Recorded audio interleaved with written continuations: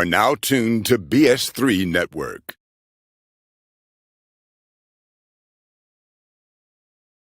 BS3 Network, changing the way you watch TV.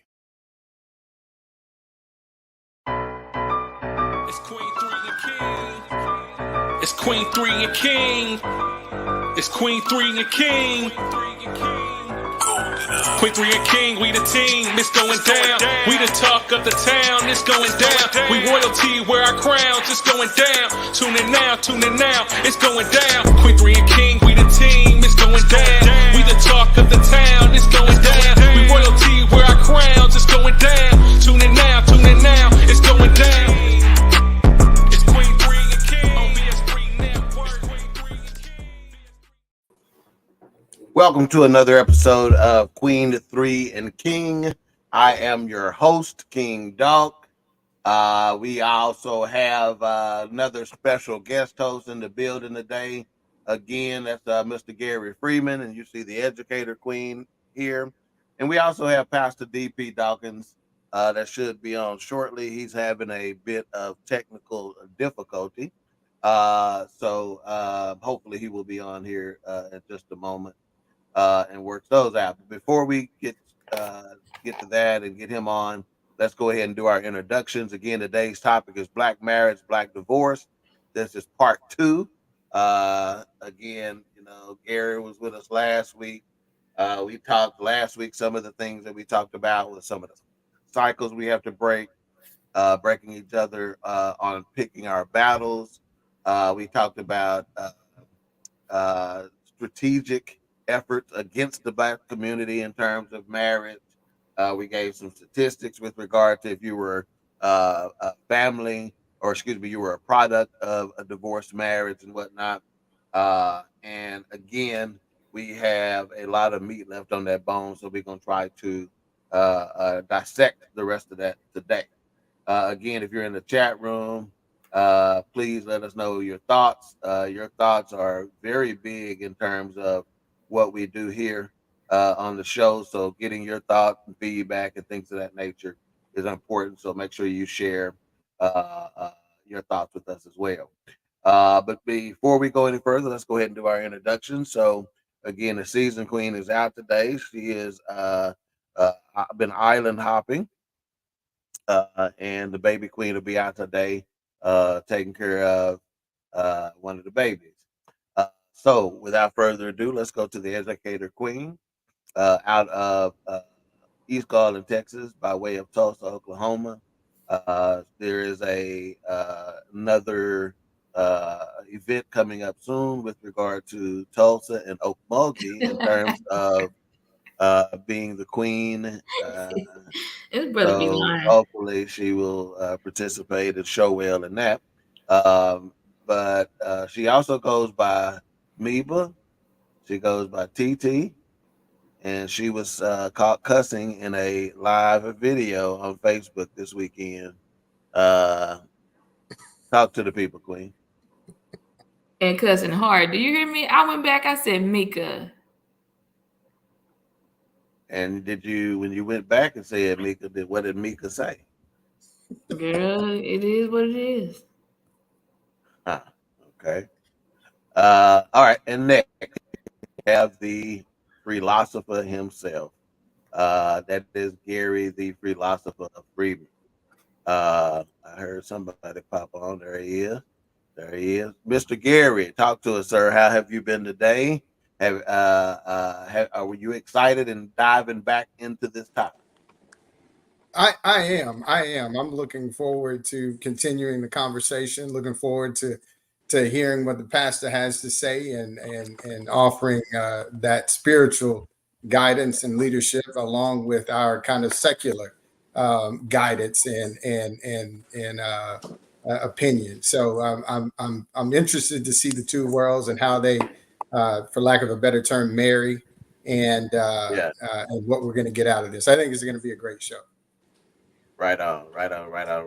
Agreed. So he is here now. We have Pastor D.P. Dawkins in the building, Bobby Ray's son. What's going on? Pastor? Hey, good evening, y'all. Can you hear me? Yes, sir. We got you. We Yes. got you. Got you. Happy Yeah, to in be on. fact, Thank you for having me. good. In fact, when I was doing my little pre-show prep a little earlier, about an hour or so ago, Bobby Ray popped into my mind because I was thinking about the aspects of the show and where I can go, and and I'm always thinking about a comedy angle as well. And so I thought to myself, I'm like, we all everybody. Well, I'm not everybody, but I'm like we related to Bobby Ray in here, and one of us that grew up under Bobby Ray roof, and one of us grew up under the roof of Bobby Ray brothers. So when it comes to talking about marriage, we got some crazy thoughts sometimes because we done seen some crazy stuff. So, so he did cross my mind and tickled me. So last week we had, so first of all, before I do that, let me just acknowledge anybody in the chat room, and of course, as always, we got Aunt Weed in the building. She goes, "Hey, my beautiful family." She had some very interesting thoughts last week on the subject. I'm sure she'll have some more this week. But last week, you weren't here, so we didn't get to get your initial thoughts on the subject. So I'll go ahead and go there with you, Pastor. So whenever you saw the topic come across, I reached out, asked if you were available for this. Black marriage, black divorce. What were your initial thoughts?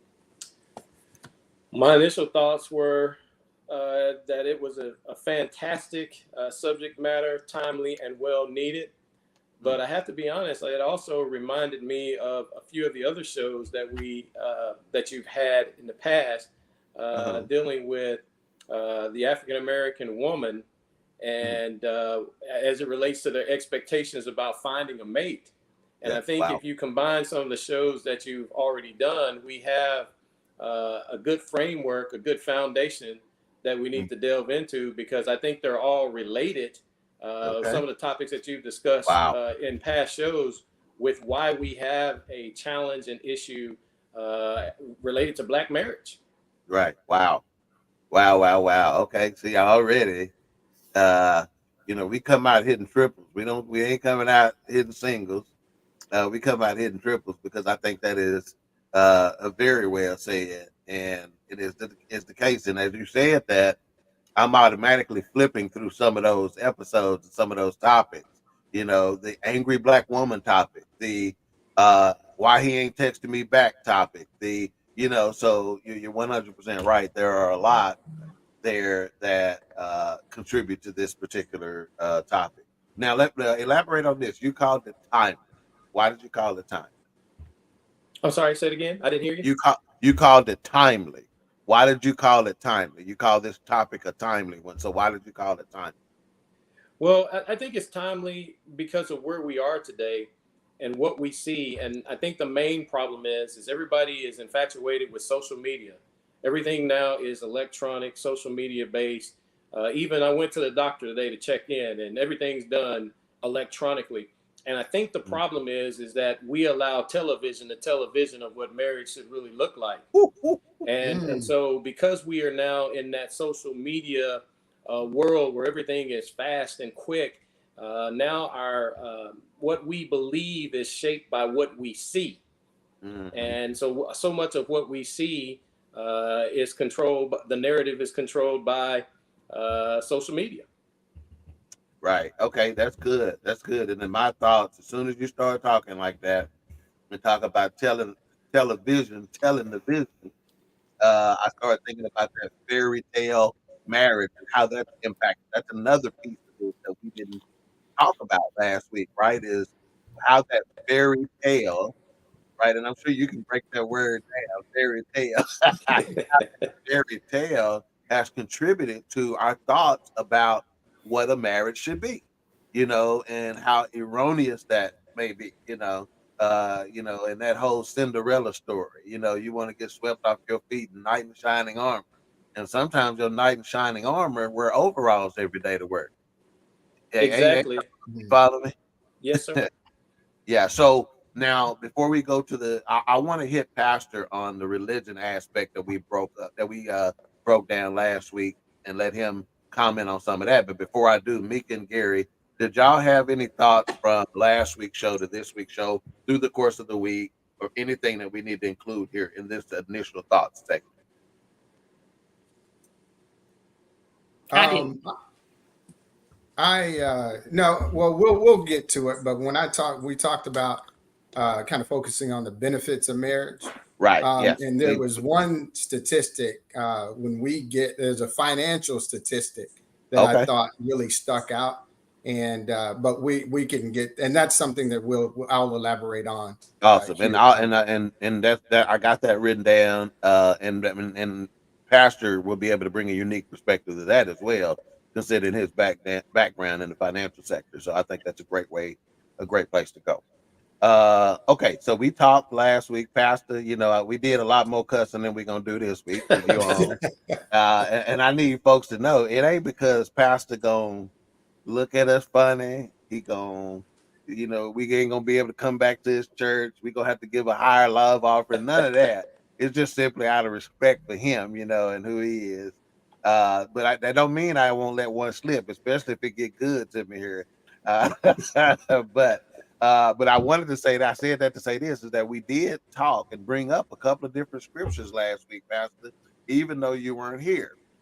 Matthew 19:6 got brought up, and Proverbs 4:7 got brought up. So Matthew 19:6, of course, what God has joined together, let no one separate. And again, in that two, the two shall become one, right before that piece. And then Proverbs 4:7, wisdom is principle, but in all you're getting, get an understanding. So that came up. But statistics show that, again, black marriage, black divorce, some of the more predominant black religions, like Protestants, lead the category in divorce. So I just want you to talk wherever you want to go with this. How does religion impact divorce? Well, when you start speaking of how religion impacts marriage, the first person that I think about, unfortunately, is the role that I have as a pastor. Because those are the individuals that you look to prior to a marriage. Now, I can just tell you from my firsthand experience, I will not marry anyone unless we have a conversation about roles and expectations, because I think that it doesn't matter what religion, we have to have the right expectation. You may not, you're not, this is not a this is not a Ricky and Lucy type relationship. I can give you an example. So when I was marrying my wife and we were talking, and she said, now look, this is not a situation to where you'll be Ricky and come home and I'll have on an apron looking good and have a meal that's placed on the table. Now, if you want me to be Lucy, I can be Lucy, but keep in mind that Lucy stayed at home and didn't work. And so I said, no, I'm absolutely fine with you being a career woman and working the job to, let me use a biblical term, to help meet the expectations of the house. I heard that. So I think that where we start is that one of the things that marriage counseling by a pastor of any sort of religion should do is to make sure that those individuals have a good understanding of what your role will be as a husband, what your role will be as a wife, expectations. And then I was reading that one of the biggest issues with marriage today is the commitment factor. And 63% of people stated that if they really and truly understood the commitment factor, that they might still be married.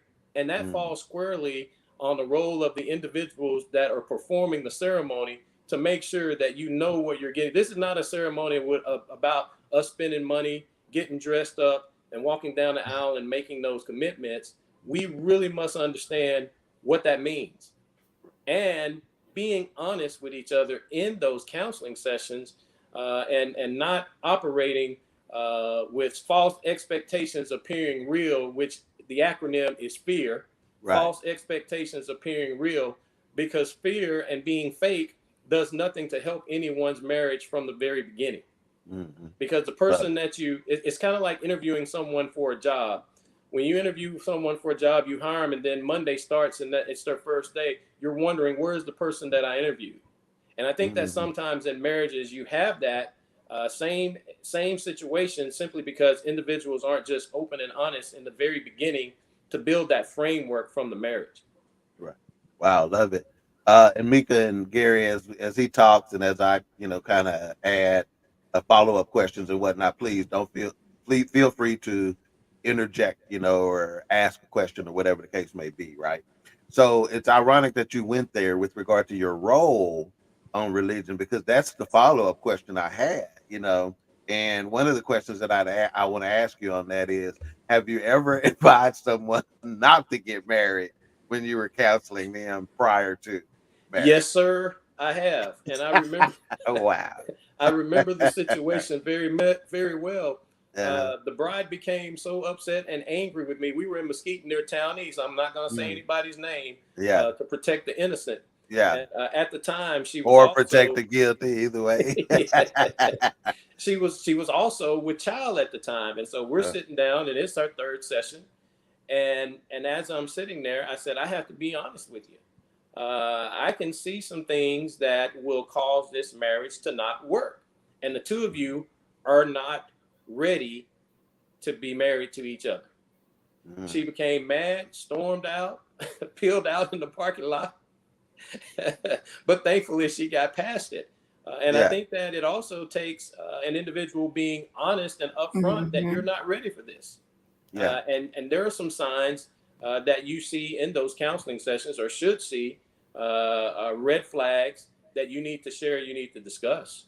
And I think that the other thing as it relates to religion is that sometimes there are some religious differences that will impact the way children are disciplined, children are raised. And when you have religious differences that come into how we are going to bring our children into this, that is a big issue that must be resolved, especially if your religious beliefs already cause a division in the family. Ooh, yeah, that's ironic. Mika, this is your time, but I want to see if you want to present this. I think this is a great place. You're gonna present it, but let me just ask, Pastor, this follow-up question: do you think some pastors get the same red flags that you got in this situation? I'm not necessarily the same ones, but a red flag, but they forget, or not they forget, they don't want to, quote unquote, be the bad guy and say this is not a good idea. They tiptoe around it. Do you think that takes place some? Because you talked about the responsibility that the person who's marrying them has. Do you think sometimes they skirt that responsibility because it is a difficult one? It absolutely it does. I believe that wholeheartedly, especially if that person is a good tithe payer. Yeah. Wow. Ooh, I love it. You don't want to upset. I love it. You don't want to upset that gold VIP tithe payer, because you know that there's a chance that this person is upset with you. They may leave your congregation and never come back. And that's the chance that you take. But I would rather be honest with someone and tell them that this is not going to work.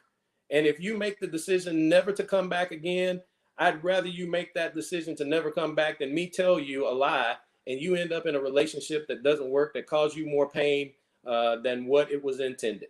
Right. Love it. Love it. And then finally, Gary, you got something?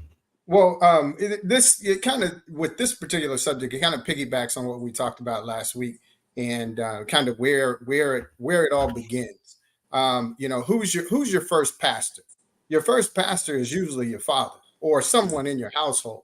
And so the message that person is delivering to you tends to be the message that you will carry on throughout the duration of your life. You'll have different pastors throughout your religious life, but that first one, you're probably going to have that one throughout your entire life, or at least for the remainder of their life.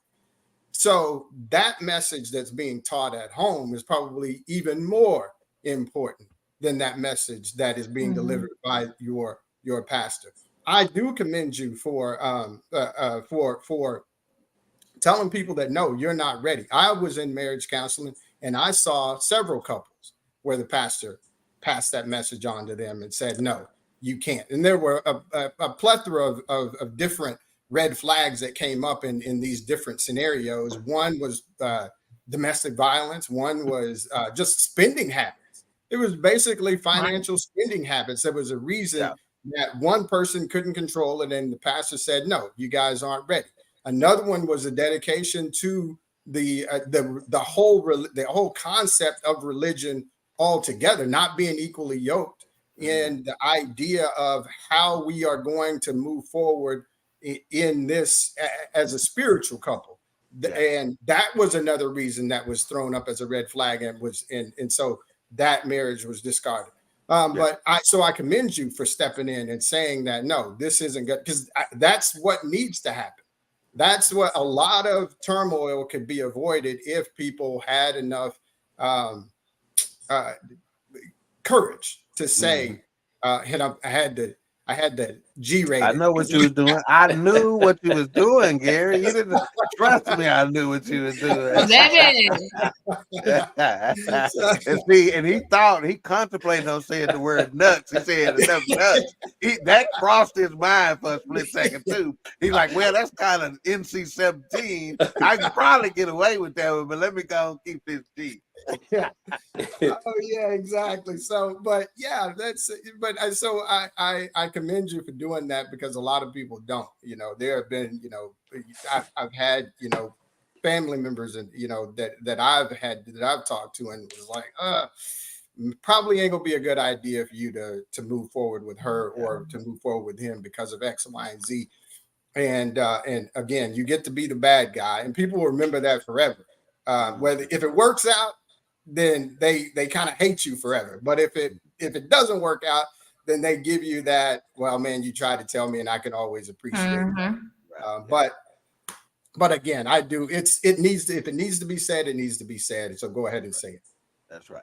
And we says the pastor might as well tell them the truth, because they're going to get married anyway, regardless if the pastor disagree. And I'm sure you've seen that. I've seen that too. Yeah. Have you seen people, before I get to Mikala's scenario, have you had people go get somebody else to marry them because you said they wasn't ready and you wouldn't? Oh yes. That couple decided that they were going to try it anyway. And they had another pastor that was going to marry them. He did one counseling session and said, I'll marry you. And thankfully, the bride did decide that, you know what, I'm not going to do this. I'm going to wait. And they ended up having a child together. They never got married. And she was very thankful that she did not, based on some of the things she found out after the fact. Yeah. But the red flags were already there. There were trust issues going into the relationship, and a house without a foundation cannot stand. And trust is the foundation of any marriage. And so there was no trust. And with no trust, there's no communication. With no communication, there are several other weaknesses in that marriage that it's just a typical case of, this is not going to work. You can go down this road if you want to, but it's just not working. Yeah, love it. And Mika, utilizing the pastor's thought process of protecting the innocent, or I say the guilty, do your best to give your scenario, because I'm interested in what Pastor and Gary got to say about it. Okay. Give this scenario and see what they have to say. And again, this is based on that friend that who presented the problem to you. Okay, I'm helping you lie, so that way only one of us. Go ahead. Okay, so my friend was getting to know someone super casual, not even 2 weeks of you just texting and calling back and forth, just getting to know someone, no big deal. It came out that I can't lie. It came out that the guy that I was getting to know, I can't lie. Yes, you can. I done seen you tell you. I see. There you go. But go ahead. Just protect him more than you protect. Yes, him. I'm not gonna say some of those details. I'm not gonna give any details on the guy. But came out that the guy is, and at this big age, y'all, I'm dating to marry, not just be holding hands going to the mall. If we're gonna do something, we're gonna get, it's gonna be serious.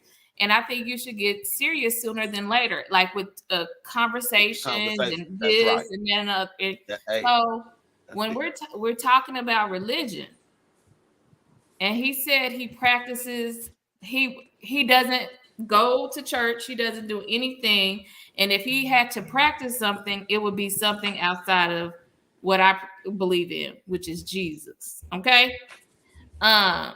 So I told my brother and I told a couple people of the family, and they were like, "Oh, that's." So let me help tell Pastor what he said. So the guy basically said, Gary, you too. The guy basically said, I don't go to church. I believe in God, but I believe in God, right? And they said, okay, well, what, religion are you? Well, if I was to associate with any right now, it would be closest to Buddhism because I meditate, and he talked about that thing, right? He's not Buddhist technically right now, but he also not Baptist. He also not Catholic. He also not Holiness. He also not, Methodist. But he said, just in my practices, what I practice on a daily basis to try to keep me, solid, I practice meditation. I'm a great person. I'm a good person. I try to be a good person to people and stuff like that. I practice meditation. So what would you say to somebody who is dating, looking for marriage? Go ahead. But before y'all give your opinions, I addressed it. Just tell me more. What do you think? How does that go? And he kind of shied away from it. And keep in mind, we have been talking every day. I haven't told my brother this. I talked to him one time since then, maybe. So he didn't like that I addressed. I was like, I believe in Jesus now. Mm-hmm. And I just kept it real. We're gonna go to church. I have to have somebody because if we're not equally yoked, I can't. And my brother scared me. He was like, "What you think the man gonna be in there saying? Num your ho ring yo yo, num your ho ring yo yo." So okay, and I was kind of offended that he had. And then somebody else said Tina Turner was a Buddhist. Yes. And you like her music. But I ain't married either. And I'm kind of offended because the man ain't called to talk. He kind of been. I think he was offended that I talked about Jesus. But go ahead, y'all go. Well, I was going to suggest what you already did, and that is to probe to try and get more detail on. Okay, help me to understand what you do believe, and let's see if we can find some common ground. But he gave you the answer that you need by the fact that he has not called you, and he changed the way in which the two of you were communicating. That's the biggest red flag to me, more so than his religious beliefs. Because if we're having a conversation now that is making you uncomfortable and you're going to shut down on me and not communicate, then what happens when we have children and we're trying to determine what's right as far as the religious belief of those children? Are you going to shut down and we can't come to the table of compromise? And so he wasn't secure enough. And here's what I think about this, brother. I think that he wasn't even secure enough to really know what he believed. He's still trying to figure out what it is that I agree. And how he wants to practice what he believes. So he's confused. Yeah. And he can't lead you anywhere if he's confused because you have a mindset of where you want to go. And he's still trying to figure out, he's on the struggle bus trying to figure out where he is in his religious beliefs. And so therefore, the two of you cannot walk together because you're unequally yoked from the very beginning. And the fact that he's not willing to commit to communicate. Yeah. Go ahead and give Mika the address of Macedonia Missionary Baptist Church so she can know where exactly to send this love offering. What's the cash app? I'll send them. Love offering just got so good it ain't even funny. Gary, did you want to elaborate on that? Yeah, and again, this goes back to what we talked about last week, and not you accept somebody for who they are. Exactly. You live true to your own values and your values are non-negotiable. And outside of what those values and those shared values, what those shared values should be, if anybody deviates from it, then you know that that's the red flag that you need to understand this is not going to work. Too many times we negotiate our values. Too many times we substitute our values and we say, well, he's a good guy and he's good looking, he's got a good job, but he doesn't believe in the God that I believe in. So I can make it work. And deep down, you're having that feeling that, something's just not right. And you might get down the road and you're married and you got 2 kids and you still have that underlying feeling that this is not right. This is not what I really wanted. And as those minor difficulties start to happen in your life that then turn into major difficulties, then where your religion and your spirituality, you're supposed to lean on it. Now you're in 2 separate courts and you have no foundation to lean on to get you through those tough times because you negotiated in the beginning. So I commend you for pushing that aside and saying, no, we can't. And it may not be that you look that far down the road, but it was the best thing that you probably could have happened, because down the road, it definitely would have presented a major issue. Yeah. All right. We got a couple comments. So that's good, Pastor Dawkins. That comes from Lena. Oh, hey. Who said that. And then Anwita said, tell it, Mika, testimony can help others. And let's see. Oh, now she got Lena, your comments are showing a Facebook user, not your name. We got hug teaching, folks. Okay, so final aspect of this religion aspect of the marriage, right, and how it impacts divorce, and then we'll go somewhere else. We're gonna get to some of the benefits after that, and that is divorced pastors. We kind of gave our thoughts last week on that, but I want to get the divorced pastor perspective from a pastor. Well, that's I love it. I want to quit right there for a minute and just let that. Hey, sometimes them gasp and that exasperation and them sighs, oh, they worth some money. Go ahead. I actually had a conversation this weekend with someone, and we were talking about how the divorce rate seems to be climbing among pastors, and not just pastors that are new to this, but pastors that are supposed to be true to this, that are well tenured. Okay. And so I just have to go by what the Bible says. The Bible says that if a man can't govern the affairs of his own house, and when he comes to the church, that hurt everybody to say, but it's like all us was in a fight with Mike Tyson at the same time. Gary doubled over. My slob came out of my mouth this way, and Mika just put her head down. She didn't want to make eye contact no more. Woo, that's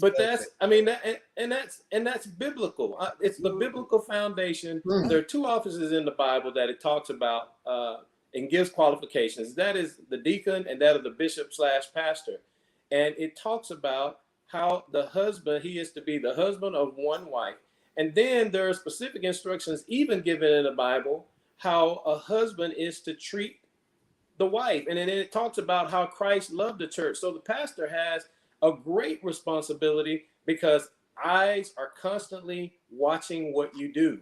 And how can you counsel? How can you direct? How can you advise others about how to make a marriage work when you're not walking what you're talking?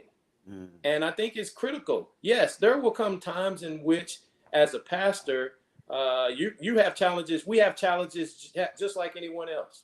If you want to, you could probably bring my wife on the show, and she'll tell you that every day she's not 100% in love with DP Dawkins based on his actions. Okay, there will be some days in which she's upset with me. Yeah, because Bobby Ray been out.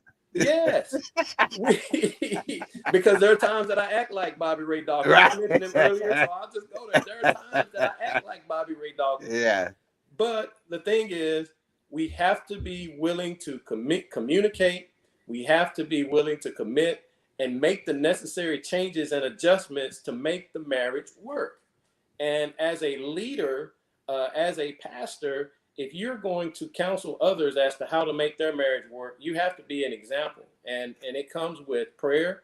It comes in understanding that marriage is a give and take, and understanding what the true principles of marriage really are.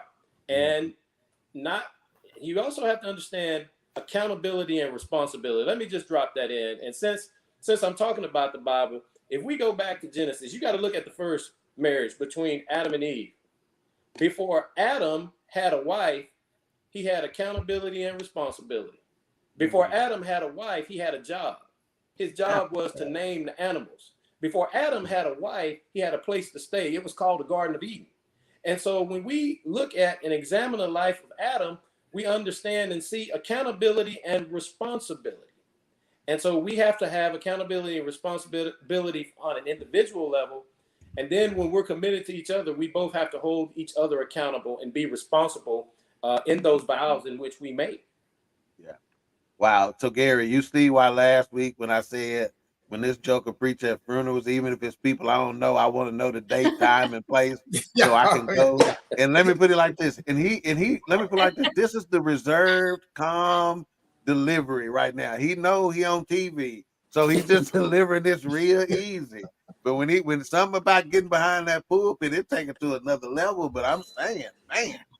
All right, so now we're gonna turn it. We're gonna go to Gary and want to just let him break down this aspect of it. So we're gonna answer the question. Wait a minute, before I do that, let me make sure there's no comments. I gotta wrap up. Okay, yeah, we got Ben in the building. He just said good evening. That's the gentleman that put the BS in BS3. We also have we said it's best for the pastor to be married. If not, those sisters we out there 24/7. I love it. This may be Lena. She goes, a lot of churches, the women after the pastor, even with the wife. Wow. And then being said, sometimes it's, I love you, but I don't like you right now. Okay, that's fair. That's fair. That's fair.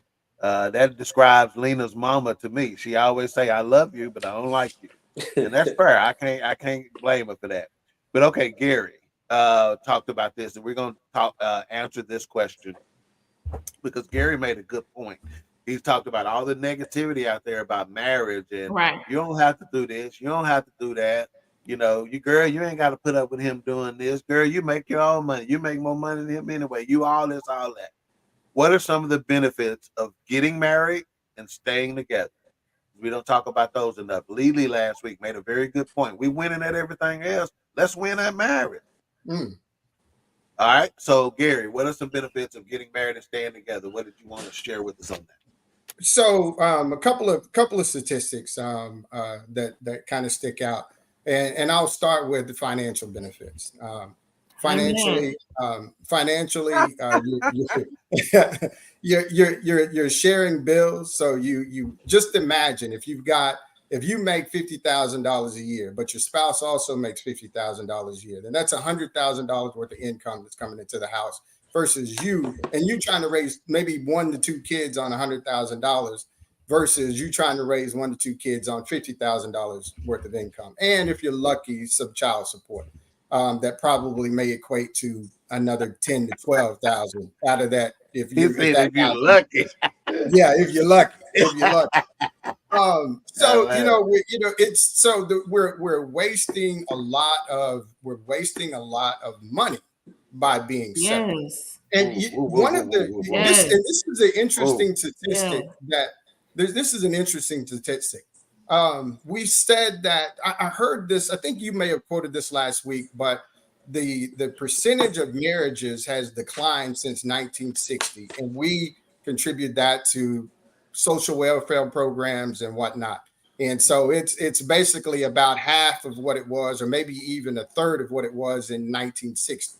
Right. Well, if you look at those numbers, the amount of capital and or net worth, then the amount of net worth that we have as Black people, it's also diminished since 1960. So we owned 1% of wealth in 1960. We only own 0.5% of wealth in 2023. Isn't that something? So, it could be a correlation. Where is wealth gained the easiest? In household, in purchasing a house.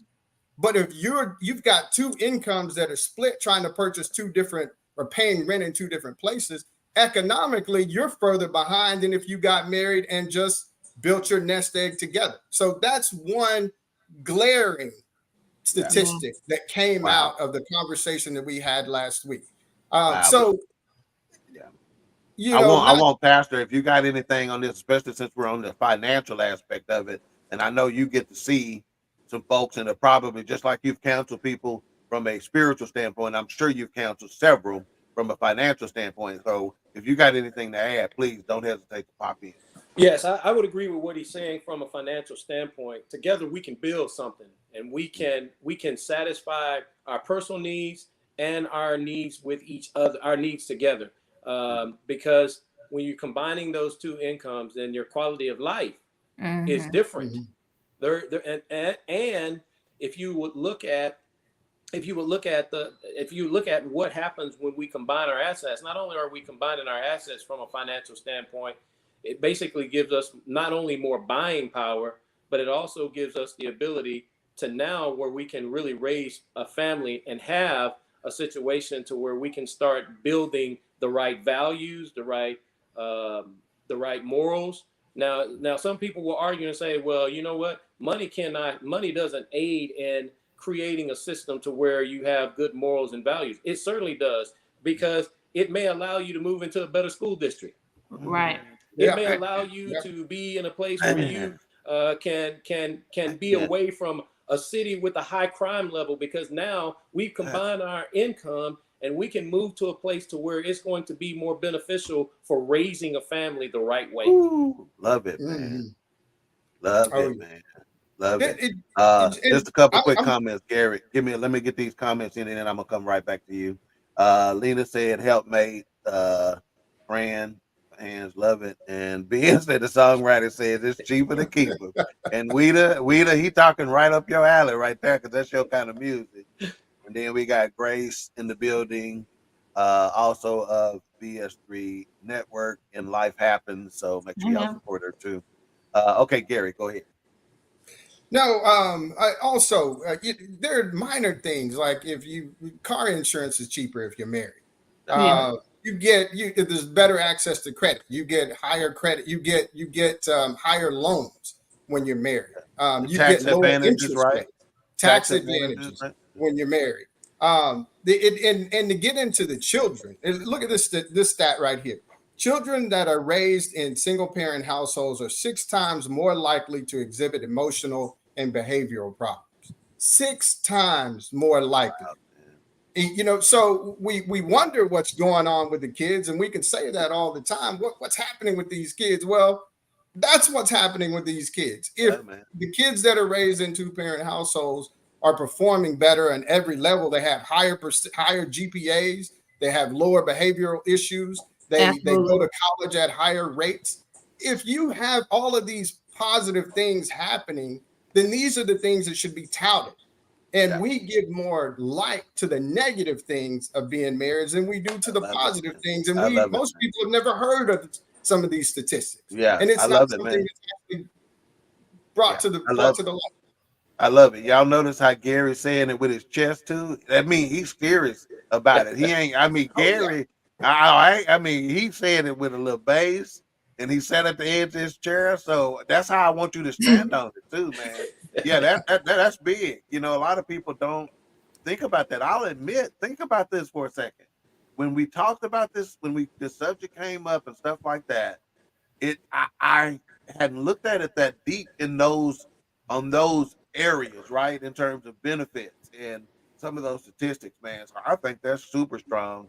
And I think that should serve as motivation for some folks who see this to be like, okay. And again, we gave the caveat last week. We understand. We're not talking about if he putting his hands on you. We're not saying to keep yourself in harm's way. We're not talking about those situations. But if you're just arguing about whether the ketchup need to be in the refrigerator or the pantry, if you're just arguing about whether the toilet tissue come over the top or under the bottom, if you're arguing about the way he squeezed the toothpaste and he don't ever squeeze from the bottom, he always squeeze from the middle. If you're talking about the fact that he washed the dishes, but he didn't rinse the soap out the sink like Gary did, y'all need to get over it. Y'all need to get over it. Go ahead, Gary. Anything else you want on this? I just want to make sure that we are looking at these numbers, empirical numbers, because again, these are some of the things. Marriage used to be a contract that said, when I take you on as a wife, I'm taking you on as a, you actually used to have a dowry that one parent paid to the other, and that was to ensure the lineage. It was to make sure that the family was that the family was going to be supported. It was and also that so that both families could actually then benefit from being married to one another. So these families, it wasn't just two individuals, it was these two families that were married, and it was a financial issue more so than it was an individual like and dislike. So, and it's not to say that because my son marries a girl from down the street that now me and that family, we have to be financially married together. Yeah. But the concept of now my family is expanded and now I have more access to more things because this family has been expanded. Exactly. Absolutely. And so therefore it's to our benefit that you get married and you marry somebody that can actually bring, I guess, I hate the term bring something to the table, but bring something to the table. Hey, that's fair, man. See, the reason why I think you kind of feeling it on that is because it's been used in such a negative way so much lately. What you bringing to the table? That is a valid question. It's just being asked with such venom, seemingly. Yeah. Which is why whenever we now need to ask a valid question, we feel some type of way about it. So that's okay to determine what's being brought to the table. That used to be a big deciding factor in marriage. It used to be the number one deciding factor. You got 2 sheep or 23. You know what I'm saying? Not sheep. That was the, So now, Mika, Pastor, anybody now, what are some benefits of being married that we might not have touched on? I love the statistics that Gary gave us. I love those numbers. But I think also, since we are talking about Black marriage and some of the challenges, I think even to the extent of staying together, it benefits the next generation because now they see a strong marriage. Now you can be that individual that can help the next generation understand what does it take for a couple to maintain a relationship, to stay together. Now you can be the one to help the next generation, and hopefully then they can return the favor and help the next generation, and we can start solving some of the issues that we have within Black marriages. And so I think that's also big because from time to time, I'll have someone young that will say, how long have you been married? And when I say I've been married for 24 years, they'll say, how old are you? And I tell them how old I am. And it's just amazing to them. And I think 24 years is not that long a time. But when you look at the divorce rate, you see, as my son now calls me his age, that's fossil. Okay. So it's just the opportunity of giving back. I think there is some societal good that ties in with the financial benefits of that as well. And then when we look at our individual needs, Maslow's hierarchy of needs, if you look at every single one of those, and if you go back and look at psychology and you see what Maslow's hierarchy of needs are for every individual, and I did look at those and I had them in front of me, but I don't have them now. But every single one of those can be met and exceeded with when you connect with someone in marriage that can help you along the way. You are more self-confident when you have someone that's in your corner saying, you can do it, baby, keep going. You have that need of love and belonging that is met because you have someone that will truly love you for who you are. Right. And so I think that it goes a long way in helping not just some areas, but watch this. It also helps in the area of mental health because mental health is one of the challenges that we see within the African-American marriage as well. Yeah. And so it helps so many different areas from being united, being connected in marriage, and having the benefits of a long-lasting relationship. And I don't know about anybody else, but I'm not trying to get to know someone at this stage in the game. I'm thankful that I already know someone, and I'm trying to make it work with the one that I have and not get to know someone new. And starting over is not always the right decision. Right. You know, you can easily look outside and see that the grass might be greener on the other side. But as an old man once told me, if your grass is greener on the other side, then put some fertilizer on your own grass. And so we have to learn how to I love it, man. Cultivate what we have and understand that there are some benefits in staying together and trying to make a relationship work. Love it, love it. I want you to give that Maslow's again one more time because somebody Maslow's hierarchy of needs. Okay. And I'm somebody when I said if somebody needed. Okay, so I'm pretty familiar with it, but I want to be able to look more specifically on that because I think that's big. And as y'all know, when I take notes and stuff like this is just a different path. So I want to see if y'all think one of the needs is y'all see that little word I got right there in that little box. Oh my gosh. We You know, see it. is that one of? Let me put it real big. Is that one of the benefits of being married, getting married, and staying together? Absolutely. Yeah, Absolutely, it is. I love the fact that it was a pastor that asked the Absolutely. question first. Hey, one of the commands that God gave Adam and Eve was to be fruitful and multiply. Yeah, that's right. And when we think about it, now I've got Maslow's hierarchy of needs pulled up. Okay, so one of the things that this says from a psychological standpoint is that everyone has. It's the third category. If you're working your way from the bottom up, I'll give you all of them. First of all, you have those physiological needs. Those are your needs such as air, water, food, shelter, sleep, clothing. All right. Then you have safety needs, which is personal security, employment, resources, health, property. Sex fits into this category, King Doc. It is love and belonging. It talks about friendship, intimacy, family, and sense of connection. So it fits within Maslow's hierarchy of needs that states that every individual needs a good balance of every category. And then the next one is esteem, respect, self-esteem, status, recognition, strength, and freedom. And then the last category is self-actualization. It is desire to become the most that one can be. And so if you tie all that together, if you have someone in your corner that's a part of, as I oftentimes say, when it comes to me and my wife, if you listen to the broadcast, you'll hear me say quite often, Team Dawkins. This is a Team Dawkins. Okay? When you have someone that's in your corner that is supporting you and nurturing you, then you can fulfill every single one of those categories to an extent that you could never do it alone. Yeah, love it. So Mika and Gary, Pastor done gave me some new material for when I'm at the bar having me a drink and an appetizer and a pretty young lady sitting next to me. I'll say, can you assist me with Maslow's hierarchy of needs tonight? I got a need of love and belonging. Can you assist me with that? She's gonna get up. She's gonna say what that is. You don't know what bar I be at. So that's I was gonna say if she says what that is, this is in the southern section. What that is. So when I asked that question, Ben said about sex being one of the benefits. He says, "Hell yeah!" Hey, come on, Ben. And then he said, "When you have a helpmate, that goes a long way."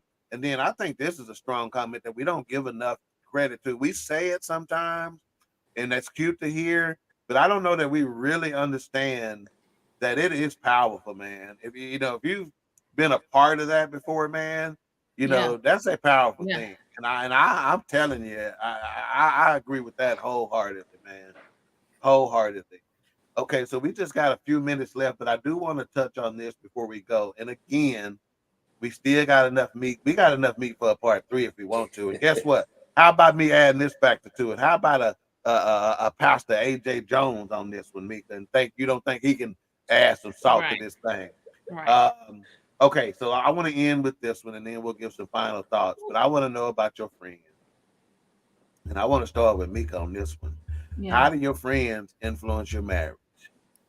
I'm gonna speak on the angle of being a single friend to a lot of people that are married. Okay. I constantly, if I go out with my girls or if we are doing something, I always say, "Did you tell your husband? Does your husband know? Is this okay with your husband?" I try to be that friend that is not always going out with your married friend, because that's not cute and that's not cool. And you also want to you want to make sure that you respect their marriage. No, don't call your married friend, even if her husband is cool with her going out. No, don't call her to go out all the time. I think your friends have a great influence on your marriage.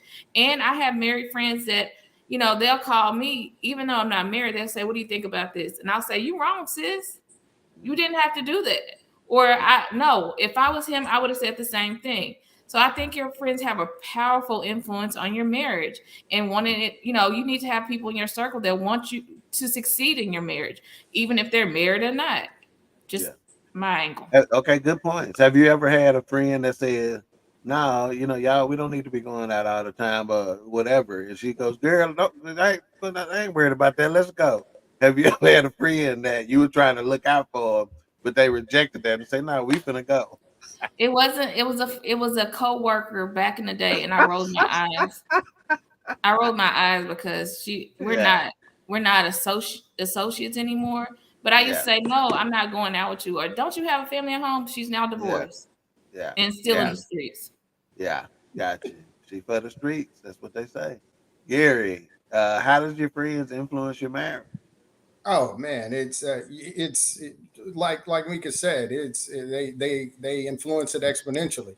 I'm just again looking at another. This is not necessarily statistics, but it does say that having friends who are divorced increases your risk of divorce. Mhm. And I know this firsthand. This is something that I experienced. My wife was hanging out with with all of her friends who are divorced, and next thing you know, we're on the verge of being divorced. Yeah, next thing you know, your ass leaving soap in the sink after you done washed the dishes. And she like, they told me. That's why she left Reginald. He left some Ivory Spring. Really?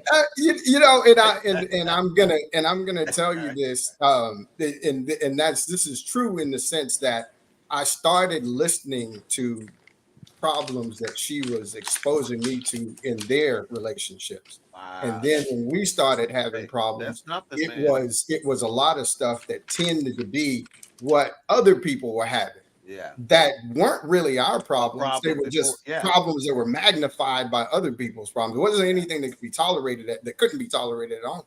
But all of a sudden, because other people had those issues were brought to the forefront of my household. Yeah. And so it really had a big influence. So, you know, there is some power in spending time with those old aunts and uncles that have been married for 40, 50, 60 years. There is some knowledge in that, and just that whole concept of birds of a feather flock together. That's not just a negative thing. That's also a positive thing. If you're hanging out with people who have strong relationships, strong marriages, then your marriage will be strong just by almost osmosis, just by being in the vicinity, learning from them.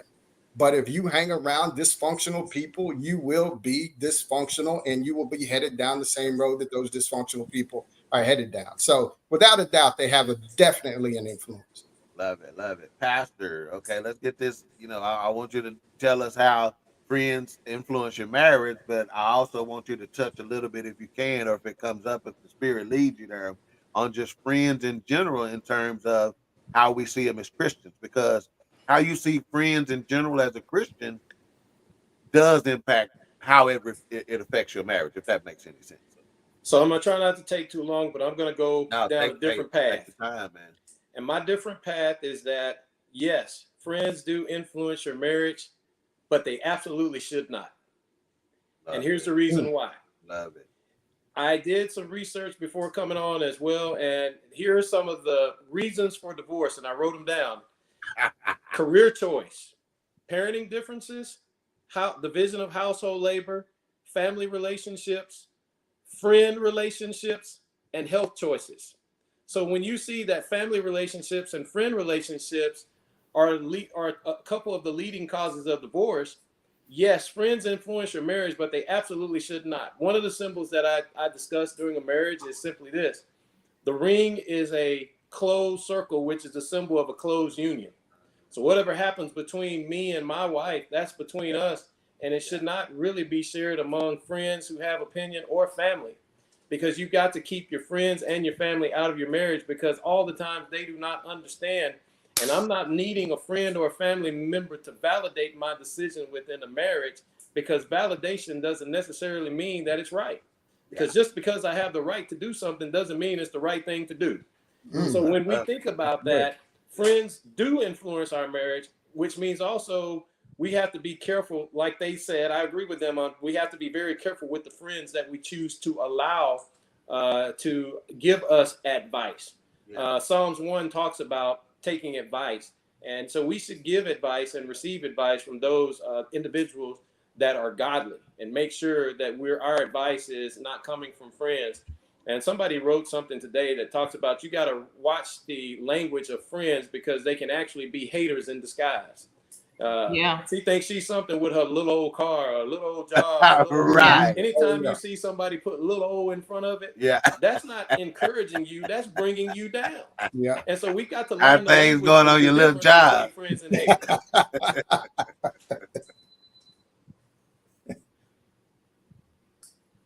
Yeah. Did I interrupt you, Pastor? I'm sorry, I didn't hear what you said. No, I said, how things going on your little job? Yeah. So we just have to be careful who we let in our friends. And some people that we call friends aren't actually friends at all. They're associates.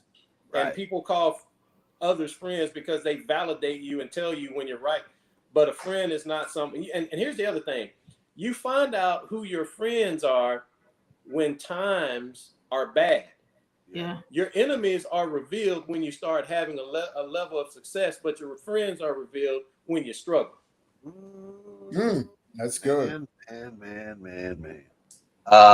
We just said, if you have some haters in your friend circle, yes, it will have a big influence on your marriage, no doubt about it. And I think during the dating process, sometimes people don't look at that enough. As I pay close attention to folks' friends. Yes, I'm not kidding. indeed. Yes, I indeed. pay close attention to who you kicking it with, and if every last one of your friends, all of them got problems, you was on with Sheila, now you're on with Stephanie, now you're on with Shirley.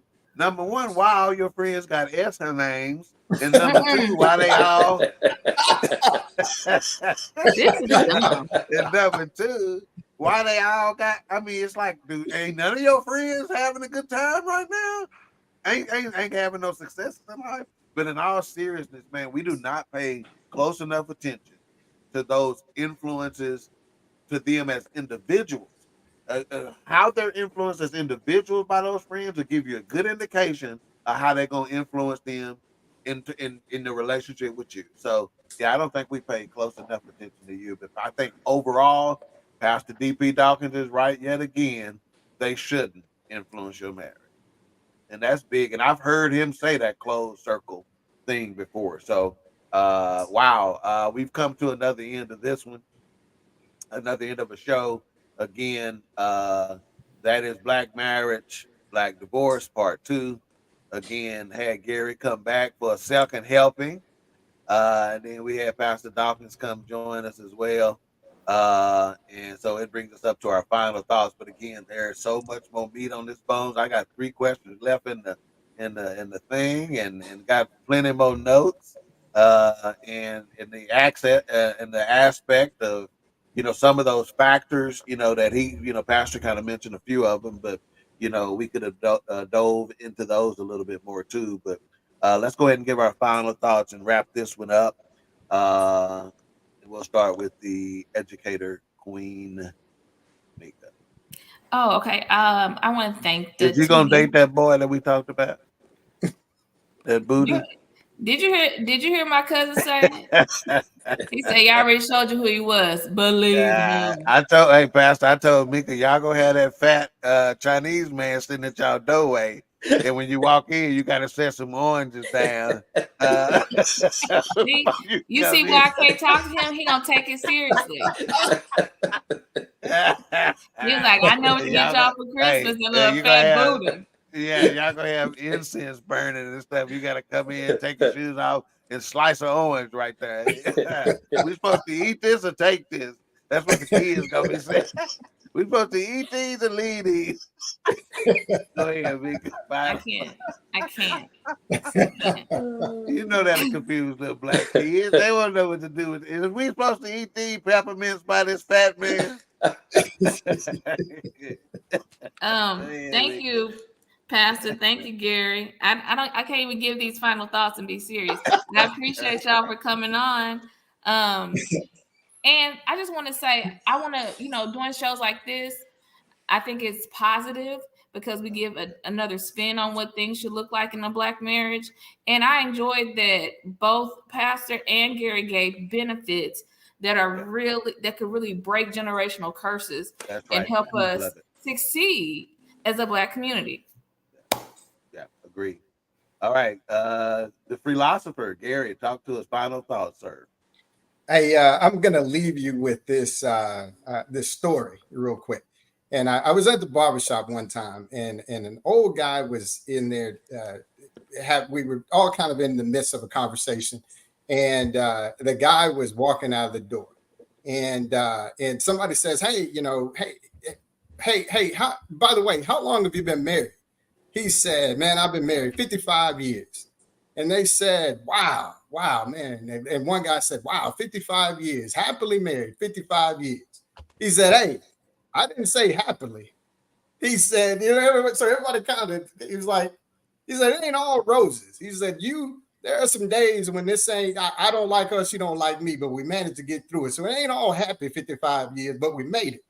And I thought, man, that is the way to look at this thing.